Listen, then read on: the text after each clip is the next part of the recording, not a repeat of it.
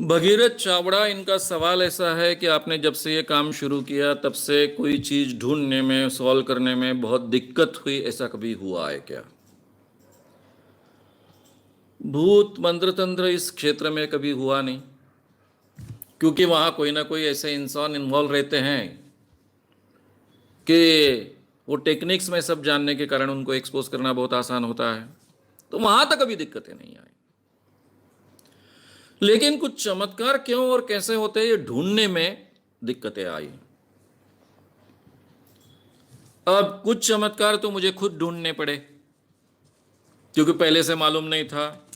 महाराष्ट्र में वो नए प्रकार से हो रहे थे,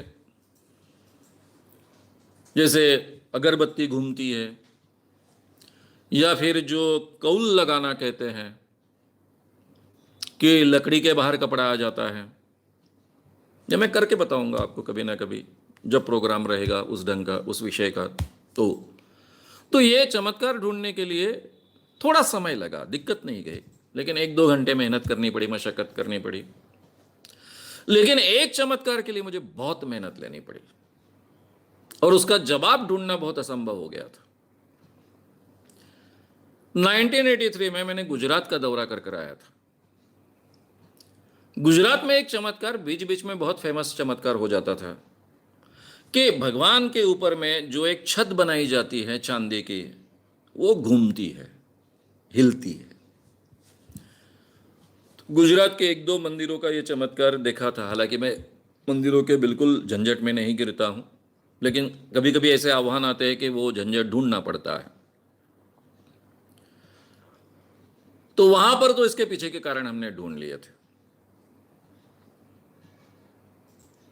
लेकिन मुंबई में, तब मैं नागपुर मेरा हेडक्वार्टर था, तब की बात है, मुंबई में एक माटुंगा में जैन मंदिर था, उसका रेनोवेशन शुरू हुआ था और वहां पर भगवान के सिर पर की एक छत, जिसको कहते हैं छत्र कहते हैं, ये भी चांदी की, वैसे घूमने तकती थी।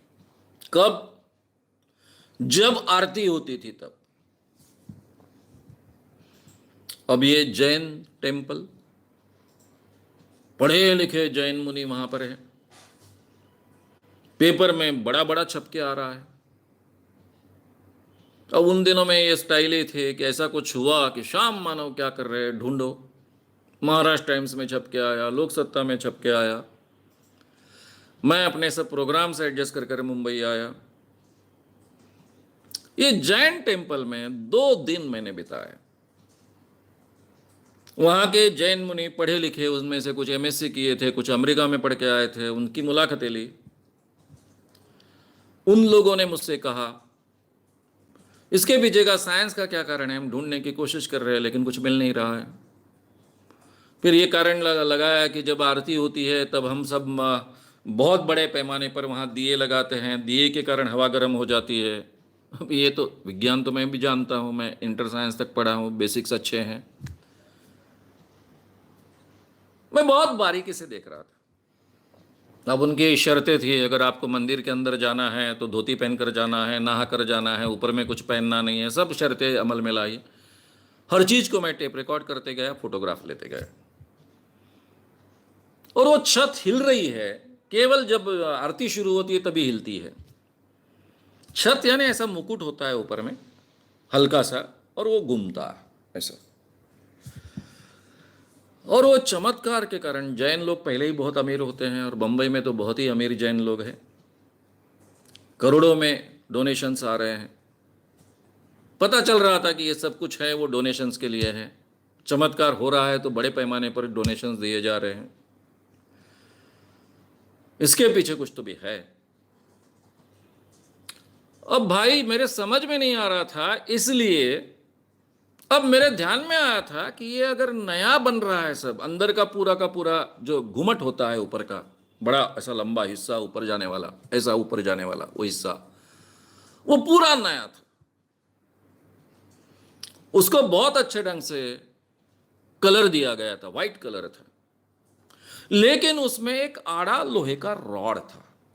और बार बार मेरे दिमाग में आता था कि एक लंबी चेन है, उससे आड़ा ये क्यों रॉड लगाया है? इतना सुंदर मंदिर है, इतना सुंदर उसको कलर दिया गया है, व्हाइट कलर है बिल्कुल, ये आड़ा रॉड क्यों लगाया?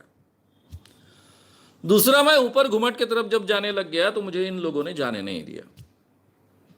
इवन मैंने वहां के साधुओं की, जैन के मुनि होते हैं, उनकी परमिशन लेने का प्रयास किया, वो परमिशन में नहीं दिया, और मेरा दिमाग ये होने लग गया। तब तक मैं जैन मुनि इसमें इन्वॉल्व होते हैं ऐसा नहीं मानता था, लेकिन मुझे जाने नहीं दिया तो फिर मेरा दिमाग, अब तो मैं काफी साल हो गए थे मुझे काम कर कर, बहुत एक्सपोजर्स कर चुका था, लेकिन रीजन तो चाहिए, ऊपर नहीं जाने दे रहे, लेकिन मैं टेप रिकॉर्ड कर रहा हूं। तो एक मैंने महसूस किया कि जब भी आरती शुरू होती है, उस आरती के आवाज में एक गुर्र गुर्र आवाज आती है, जैसे मोटर शुरू हुई वैसे।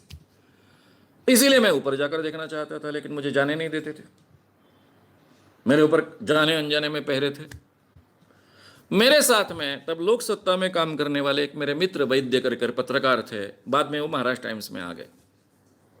हम दोनों मेहनत ले रहे।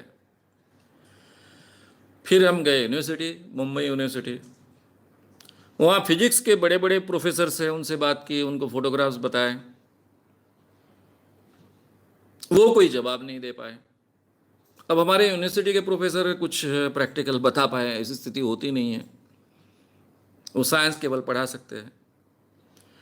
फिर मुझे याद आया कि जयंत नारलीकर इसमें मदद कर सकते हैं। जयंत नारलीकर जैसे मिलने गया। अब Tata institute of fundamental research में वो काम करते थे उन दिनों।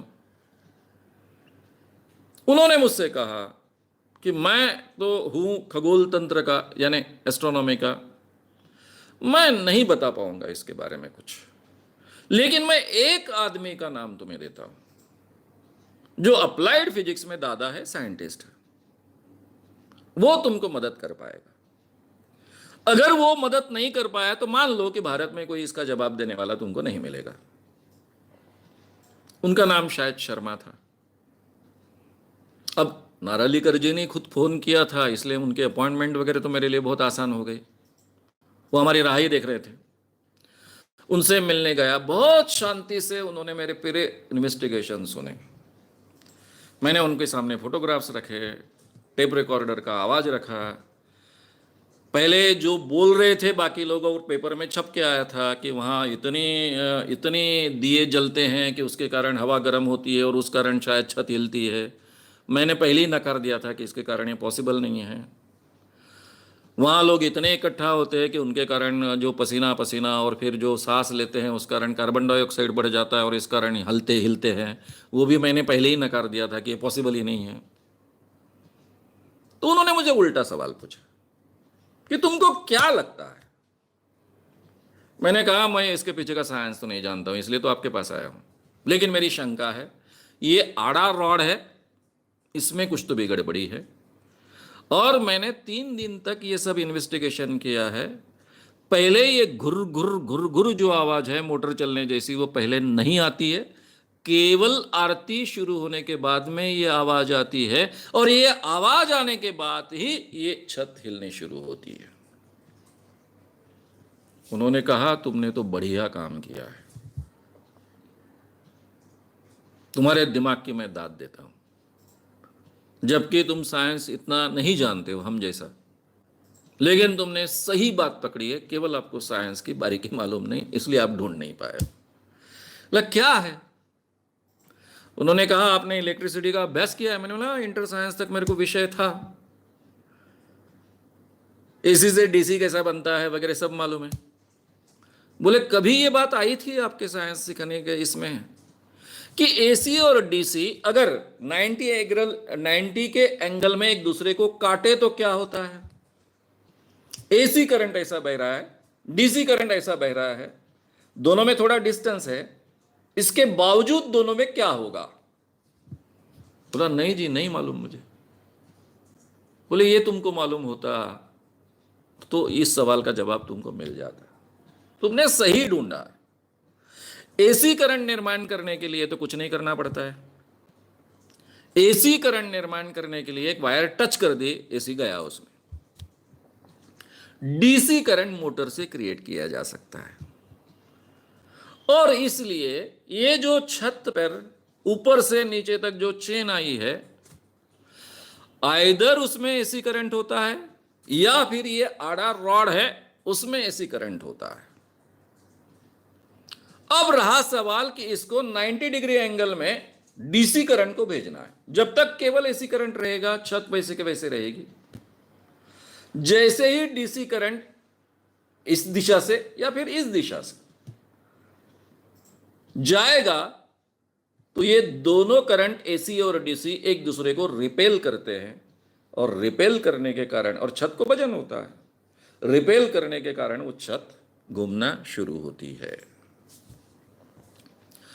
मुझे यूरेका मिला, ऐसा हो गया। ये सवाल का जवाब मिला। मेरे सभी पत्रकार मित्रों को मैंने तुरंत मैसेज दे दिया कि ऐसा ऐसा जवाब मिला है। अब तो मैं बिल्कुल चैलेंज करता हूं, दूसरे दिन से ये जैन मंदिर का चमत्कार बंद हुआ, उसी रात से बंद हो गया। अब मुझे मालूम नहीं कि मैंने पत्रकारों को फोन कर कर बताया तो ये बात जैन मुनियों तक कैसे पहुंच गई। दोनों बड़े पेपर्स जैनों के हैं, इज्जत बचाने का सवाल होगा। दूसरे दिन पेपर में न्यूज थी कि यहां का चमत्कार बंद हो गया। इसके बावजूद मैंने एक्सप्लेनेशन दिया, और मेरे जीवन में पहली बार ऐसा हुआ कि वो एक्सप्लेनेशन पब्लिश नहीं किया गया मुंबई में।